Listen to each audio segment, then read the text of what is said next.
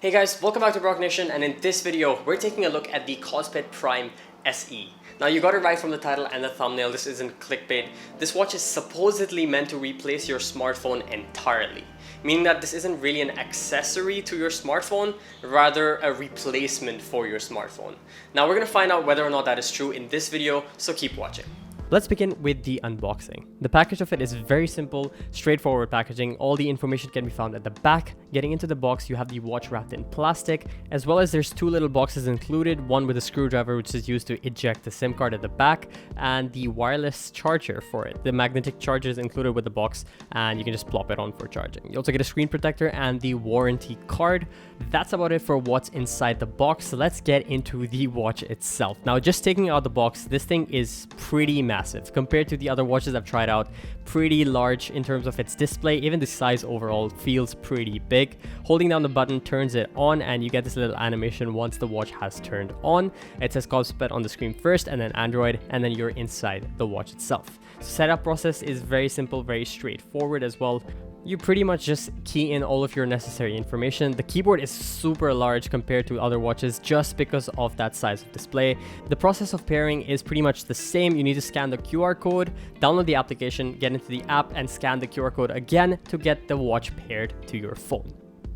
On the side of the watch, you've got two buttons, one at the top and one at the bottom. The one at the top is to turn on and off the watch, as well as go back to the main page, while the one at the bottom is to go back anytime on whatever screen you are. Also, swiping from the left of the watch is going to go back as well.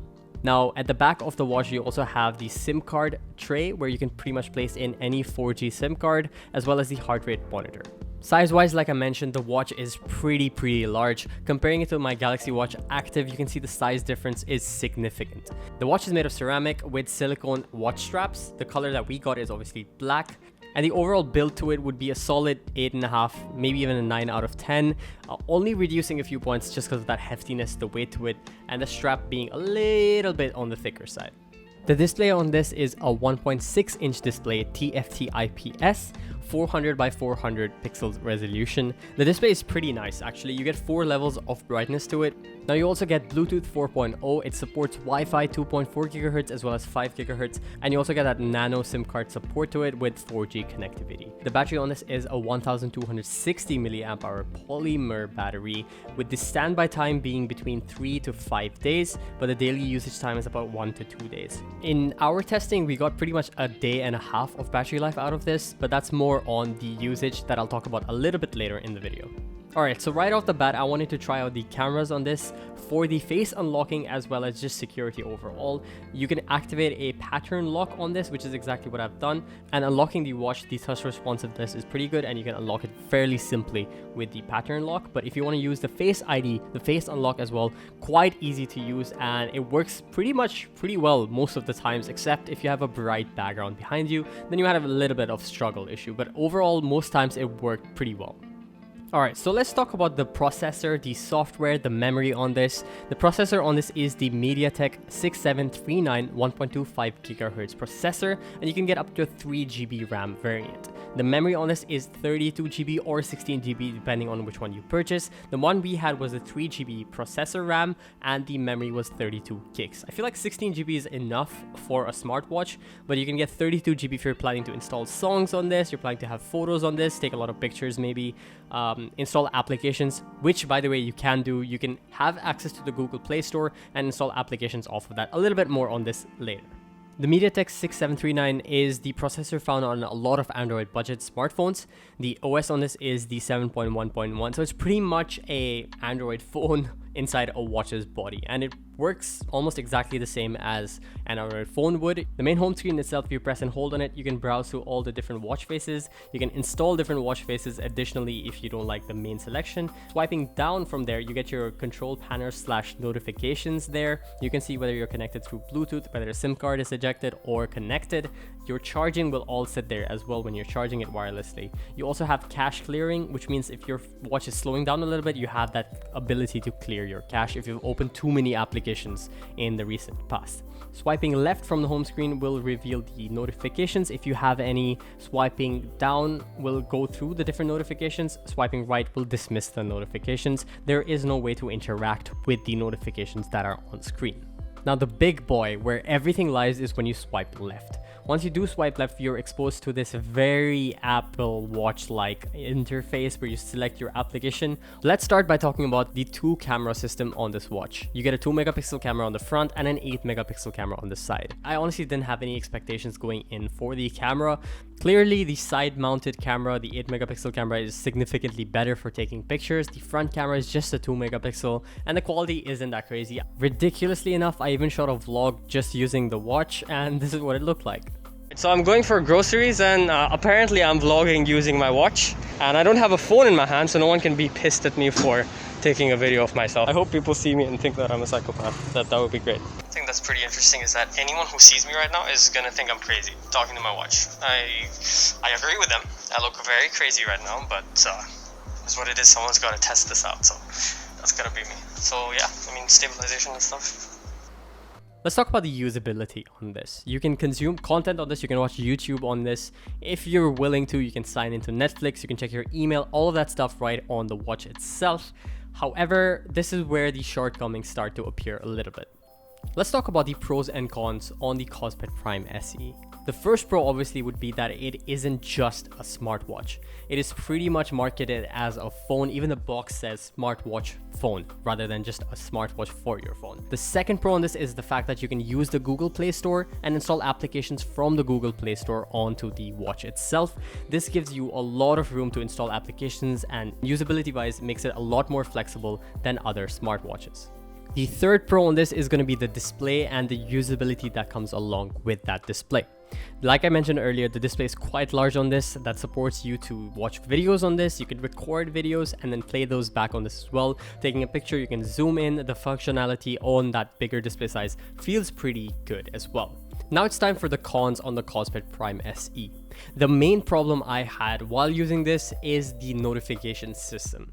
I wish there was a way to actually control within each applications what kind of notifications you're getting out of it. So for example, for WhatsApp sending over notifications to my watch, I would get notifications saying that it's looking for messages, that WhatsApp is currently looking for messages or it's fetching messages. That's not the kind of notification you really need. What I would finally need is the actual message itself.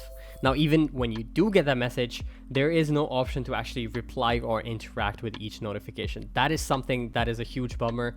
The fact that the screen is so big and you have a pretty decent typing experience and the keyboard is pretty decent, I feel like we should have the ability to be able to interact with them and reply to them directly from there, even if those are shortcut replies.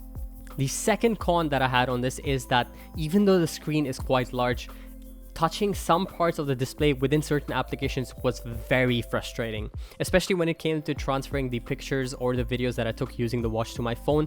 I wanted to use Nearby Share, which is an Android sharing method that you can use. My phone supported it as well. I just couldn't click the connect button or turn on button on the watch itself. The screen, that tiny portion, didn't let me click on it, and I got so frustrated and I wasn't able to do it at all, and I ended up using Bluetooth that took significantly longer. So some parts of the screen cannot be touched because the OS is not optimized completely for the watch. The third con I had on this is the fact that I was not able to answer calls using the watch and then speaking on the watch itself, which meant that when I did get a call, I was able to answer or reject the call using the watch, but the call would be answered on my phone rather than the watch itself, and I couldn't speak through the watch. If you have a card installed on this, you can obviously make those calls from the watch natively, but if you don't, you're just pretty much able to answer or reject, but then you'll have to take the call using your phone. Just as a test, I even installed Temple Run on this for the gaming test on this, and you can pretty much just play it. Like, there is no issue whatsoever. I didn't have any lag issues either, no stutter, and the touch responsiveness was a little bit slow, and sometimes when I was swiping up it wouldn't register, but overall the usability for gaming is pretty decent. I feel like you could install some games that don't have that much that goes into it. Some basic games you can play pretty well using just the watch itself. Single touch input games work really well. It even had the built-in gyroscope to move left and right that operated with the watch, and it worked really well as well. So for gaming, you can pretty much get away with that as well, which is kind of crazy. So yeah, the Kospet watch overall, pretty good experience. I would say you guys should definitely give it a try if you can. The watch itself, the Face ID works really well. Overall, usability wise, it's pretty fun to interact with. I just wish you get more customization for when it comes to notifications notifications, and they optimize a lot more applications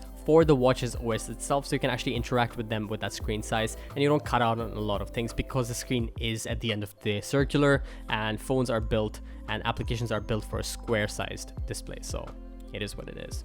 And that's about it, guys. That is our review of the Kospet Prime SE. We really hope you guys enjoyed this video. Let us know in the comments if you really believe that a smartwatch or any hands-free accessory for that matter can replace smartphones entirely. Are we at that point in the future where it's really possible to get rid of phones entirely and have something hands-free that's connected to you pretty much 24 hours?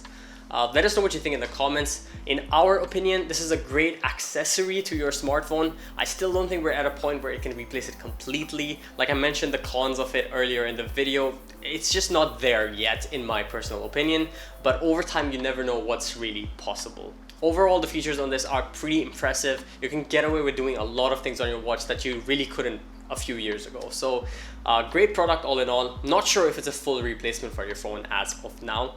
Really hope you guys enjoyed this video. If you did, make sure you hit that like button and do consider subscribing for more weird content just like this, and we'll see you guys again in the next video.